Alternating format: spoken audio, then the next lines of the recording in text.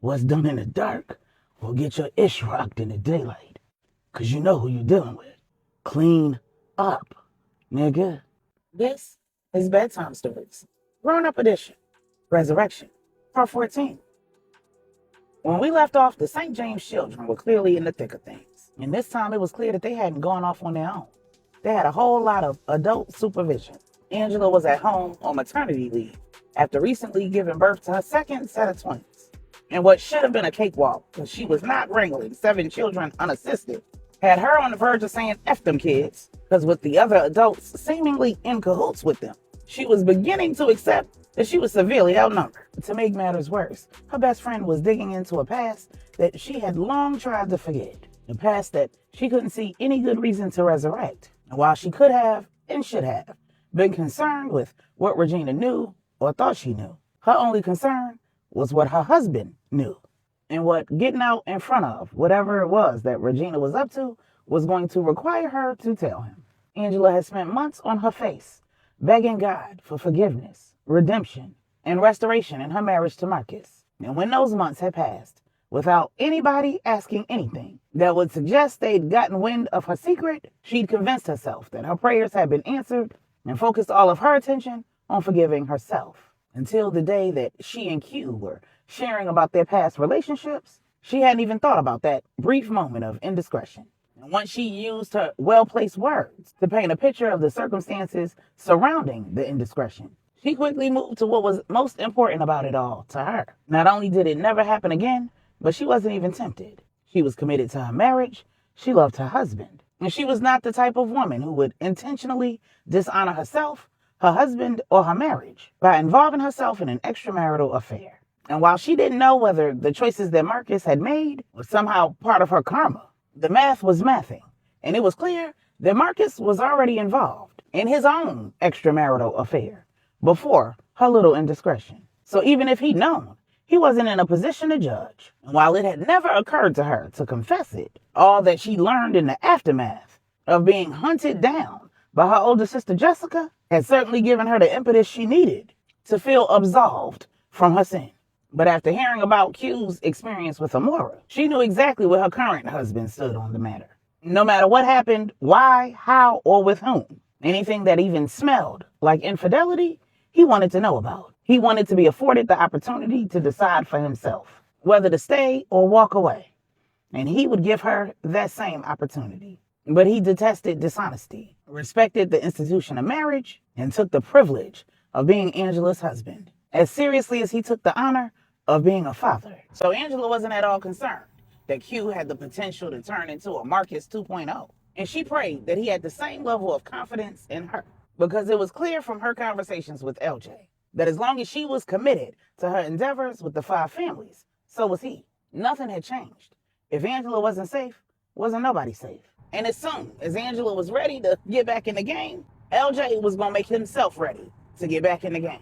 And that's precisely what LJ told his other best friend Q when he called him from Puerto Rico. Q said, "Bro, you already know. I love you. You my man's 50 grand. And I trust you with my life and everything and everyone that I hold dear. I'm having this conversation with you because I can't have it with Angela. Not right now. Not long distance. There are too many things that I can't say and questions I can't answer. This is a delicate time for her, and it matters too much to me to disturb it with memories from the past that are inconsequential. I know you. I know the man you are. So I know what it took for you to come to me and lay bare your shared past with my wife before she became my wife, so that I would go into the marriage with my eyes wide open. I chose to trust her and to trust you. Life is a wild ride.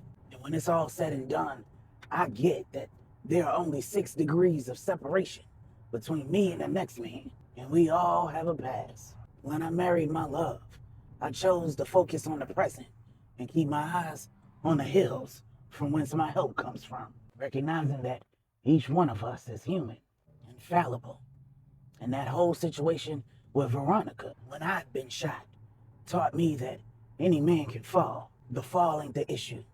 It's how we get up. So I'm bringing this up now because I've been made aware of a situation that you need to keep your eyes on. How you choose to handle it is on you. But whatever you do, protect Angela. Protect the love that she has for you and your family. And remember that what's done in the dark will get your ish rocked in the daylight. Because you know who you're dealing with.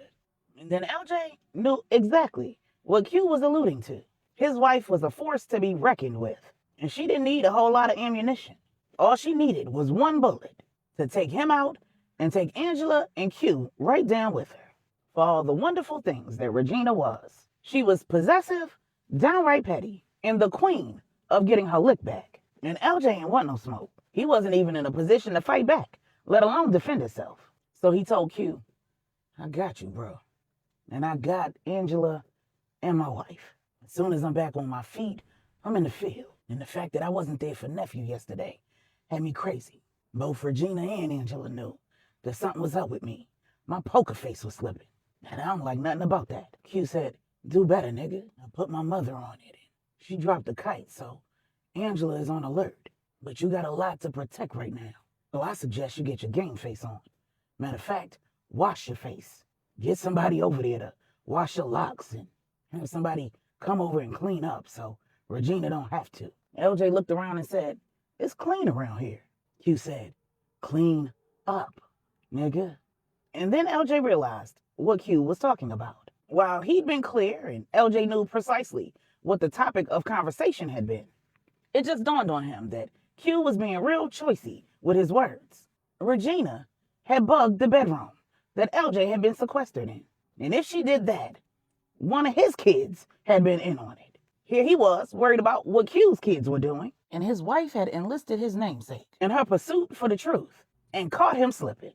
LJ just shook his head. He knew damn well that there was a reason why his wife was dropping pros, as he called it. Or in other words, she'd been salting the food to make him thirsty, bringing up topics, taking trips down memory lane to evoke emotion with the hopes that he'd be foolish enough to broach the subject with Angela so that she would have the evidence she needed to prove at best that they were hiding something from her, and at worst, that he'd done the very thing that would result in him being strung up by his feet on the flagpole at the center of the family complex, with his family jewels removed, stuffed down his throat, and gagging on his own scent. Meanwhile, in Miami, Sincere and Courtney's sting operation had gone off without a hitch. They'd gone to the underground the night before, and she'd done what she was paid well to do. She'd drawn the eye of Danny Briggs, and the very married man didn't hesitate to choose her for his entertainment for the night. She played old Danny boy like a fiddle, played hard to get, played a little shy, flirted and teased and made sure he was good and liquored up. And when he suggested that they go to one of the rooms upstairs from the club, she told him that he could do much, much better than that. When he secured a villa that was a very short drive from the club, she made him work hard to convince her to meet him there. And while Danny Briggs was working hard, the operation was like water off a duck's back for Courtney. And Sincere didn't miss that. While he observed from where he was otherwise occupied, he was having a hard time being incognito, because the same way Courtney had all of Danny's attention, she'd inadvertently drawn the attention of several other men, not least of all, Sincere's and Ezra's. Ezra had flown in for the operation, so that when Courtney got Danny back to that villa and Sincere showed up, he would have all of the intel and information that he needed. Sincere had no idea that Courtney was Ezra's work, but he knew lust in a man's eyes when he saw it, and the expertly seductive way that Courtney moved her body, used her words, and commanded her facial expressions appeared to be moving Ezra the same way that it was moving Danny and Sincere. And Sincere thought to himself, I might be able to kill two birds with one stone. I could find out what's up with Natalia and get a little snatch from her sister while I'm at it. If she's smart, she won't make it too hard. And Sincere got his very first opportunity to run game on Natalia within hours of him and Ezra running down on Danny Briggs, with violence not being allowed anywhere on the premises, including the surrounding properties associated with the underground. Sincere had to gain access to the villa, where Danny had taken Courtney the old-fashioned way. His driver pulled up outside, got out of the vehicle, approached Danny's security, all of whom were already down with the double cross, had them inform Danny that Sincere St. James needed a word with him. And then when access had been granted, his driver returned to the vehicle, opened his door, and he stepped out. Inside the villa, Sincere had found Danny partially dressed and Courtney nowhere to be found. Sincere said, I thought I was interrupting, but perhaps I was mistaken. Danny said, you are, but to what do I owe this privilege? Sincere said, oh, my presence is a privilege? For real? Danny said, I'm assuming that if you didn't approach me at the club, this meeting is intended to be a pleasant one. Have I assumed incorrectly? Sincere said, I'm not going to beat around the bush. You got something I want, and I got something you want. Danny said, let me guess. The young tender that I left the club with? I saw you checking her out. Sincere said, nah. I could tell from looking at Shorty. She an expensive ride. Danny said, I'm not paying her. Sincere said, show you right. You have access to information that in the wrong hands could be very, very detrimental to my plans to succeed my father in the family business. And I don't really care what you do to the information holder, but you are going to agree to guard that information with your life. Or should I say, with the lives of those you love. Danny said, you threatening me? I don't know that you're in a position to do that. Sincere said, I don't make threats. I make promises. And I promise you that I have something that you're going to want back. And the only way you're going to get it back is if you make my problem disappear. Then he said, unless you can prove that you got something I need, I suggest you turn around, walk back out of that door. And before Danny could finish, Sincere turned the cell phone that he was holding in his hand around and showed Danny Briggs a picture of his wife and children tied up. And Danny didn't even have to try hard to have the reaction that Sincere was looking for. That wasn't the first time he'd seen that image. But Sincere couldn't have guessed that because Danny reacted the same way he did the first time. He got bright red in the face, started breathing heavy, and clenching his fists. Sincere said, I really hate to have to go to these extremes, but I'm willing to go to just about any lengths to eliminate any potential threats to my business endeavors. And unlike my father, women and children are not off limits. But that shouldn't be an issue for you, because women and children aren't off limits for you either. Isn't that right? Danny couldn't even verbally respond. He just nodded his head, closed his eyes, took a deep breath and said, I'll be right back. Then he headed into the bedroom where Courtney had been patiently waiting and said, unfortunately, sweetheart, we're going to have to reschedule this rendezvous. One of my men will get you wherever you need to go. Make sure you give him your contact information. I've got some business that I need to attend to. Courtney said, this sounds serious. You okay? When Danny shook his head, Courtney said, well, I hope whatever it is doesn't include sit and shiver, because you look like somebody died. Danny Briggs was in fact Jewish, so sit and shiver could very well be possible if he didn't give the young St. James whatever it was that he wanted. At least that was the role he was going to play. He didn't know what the hell was going on in the five families. Hell, he didn't even know that Courtney was a part of the assignment. He'd been told to go to the underground, have a good time, be seen having a good time, and wait for Sincere to approach. He honestly believed the PYT was just a gift. He had the first idea why they wanted him to play a game with one of their own. He knew nothing about this woman Amber in New York, or even what the end game was. All he knew for sure was that his contact in the five families had assured him his wife and children were fine, and he would get them back unharmed if he did everything that they required. And he was willing to do that, even if it meant that he was completely obliterating his own reputation in the criminal underworld, his connections with the International Trafficking Organization, and his ability to operate his business. If he had to walk away from it all in the end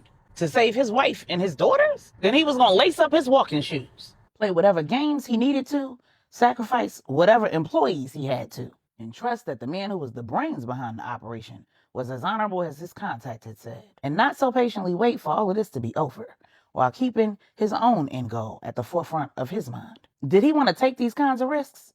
Absolutely not. But when he made the stupid mistake of accepting the job in Puerto Rico, he completely underestimated the Lopez family's ability to play the game.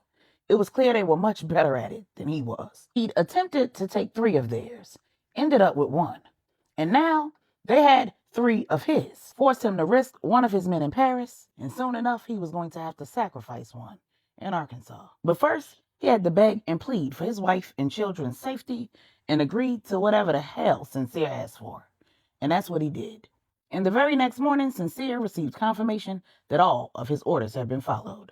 According to Ezra, the tech team had verified that the file containing all of Sincere's information, all of Amber's, the recordings and transcripts of her interviews, and any information that could be used to connect Sincere to Amber or his extracurricular activities, had all been destroyed.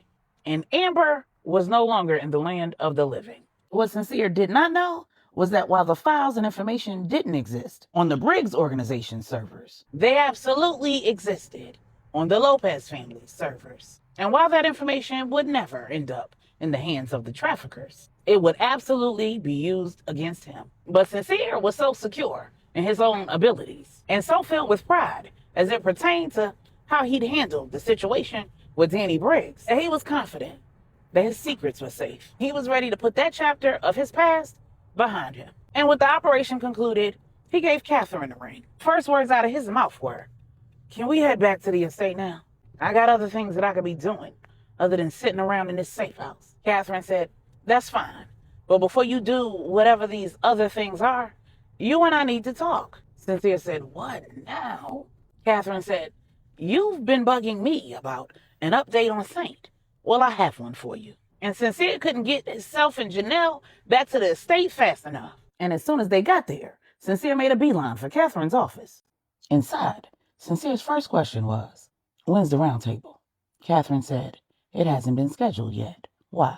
Sincere said, "'Cause don't I need to debrief on that operation I just pulled off?" Catherine said, "If there are details that Ezra isn't aware of, you provide them to him. He'll provide a report on the operation in the interim. The round table will be scheduled when all of the puzzle pieces are in place. There are still other active assignments that need to conclude before the operation will be considered complete." When Sincere asked what he could do, Catherine said, "You can prepare to go to Japan." Sincere was shocked. All of the assignments that he'd completed with Saint. He'd only had one solo assignment, and that was the one from the night before, and it was local. He was confident, but he wasn't that cocky. He said, "By myself?" Catherine said, "Of course not. As is typical, there's a team already on the ground, and another team will head out when it's time to go." Sincere said, "But what about the finisher?" Catherine said, "A finisher's already been assigned." Sincere said, "So what about Saint? He's just out?" Catherine said, "Saint is on his own assignment, and when it's concluded, he will no longer be a finisher." And Sincere felt like somebody had just knocked the wind out of him. He said, "What you mean? Because of that little mishap in Paris? They really got something on him?" Catherine said, "Yes and no. Yes, it's because of Paris. But no, they don't have anything on him. And while Interpol is still looking into Saint, they will never make a case." Sincere asked, "So when's he coming home?" Catherine said, "You won't be laying eyes on Saint for a while. Being detained by Interpol put him on the Fed's radar." Sincere said, "Then Q should be able to handle that." Catherine said, "Even Q doesn't have the ability to magically make fingerprints go away." Then she explained to Sincere that Saint's fingerprints had been found on the scene of a homicide. And it wasn't until he was detained by Interpol that the feds were able to connect those prints to an individual. What she didn't tell him was that the families had in their possession evidence that would exonerate Saint. She watched as the seriousness of the situation went across Sincere's face. His reaction suggested that this was not the outcome he was expecting. She didn't know whether Sincere was just a good actor or whether he was truly that short-sighted. Instead of guessing, she asked him, "What did you think would happen? What were you expecting, Sincere?" Sincere said that they wouldn't be able to make a case and he'd be released, that they'd hold him for a little while, but that he would have been smart enough to cover his tracks, that the family would have got him a good lawyer and he would have got out of this. He'd have been a little shaken, but not stirred. Couple days, couple weeks max, and he'd be back in the game. Catherine asked, "So that's why you tipped off local police?" Sincere said, "I didn't do that. How many times do I have to tell you? I ain't have nothing to do with that." Catherine said, "If it wasn't you, then somebody on the team is dirty. Ezra, one of the men or women that Saint has been working with for nearly 3 years. I find that hard to believe. Every last one of them submitted to questioning, turned over all of their technology, and without even trying, vouched for one another's whereabouts, activities, and interactions. The only people who were even capable, who even had the opportunity." Sincere said, "Maybe Saint tipped them off. Maybe he wants out of the life. Maybe he ain't know about the fingerprints. I'm sure he expected that we would get the job done without him." which would then exonerate him and make it too dangerous for him to continue as a finisher. Maybe Natalia was pressuring him. Maybe she was okay with being serious with a kingpin, but not a finisher.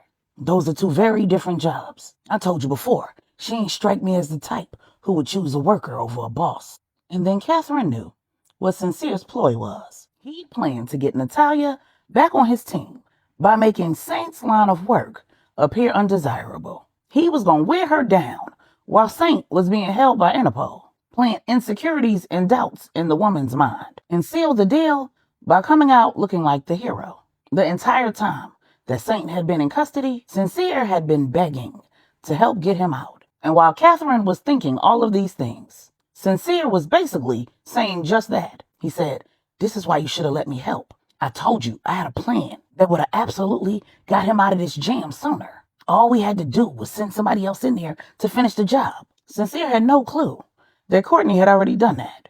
We could have all flew the coop, sent somebody else in there to walk old girl down, and then when she least expected it, bam, they could have took her out. Saint would have had to sit for a couple of days, and I could have still got credit for completing the assignment. Catherine said, "That doesn't address the fingerprint issue." Sincere asked, "Is he guilty? Did he do it?" Catherine said, "Let the family responsible for that particular situation worry about handling those charges. You have made some real wild allegations. You've accused your brother of dropping dime on himself over a girl. Is that really what you think of him? Do you really think that he is that desperate to get a woman that he would sabotage the operation and himself?" Sincere said, "To win against me? Absolutely. I wouldn't put nothing past a nigga who really, really wants a woman." Catherine said, "Now that I can agree with." Changing one part of the game plan. Stopping without no security in public, just me and my woman, they hate that.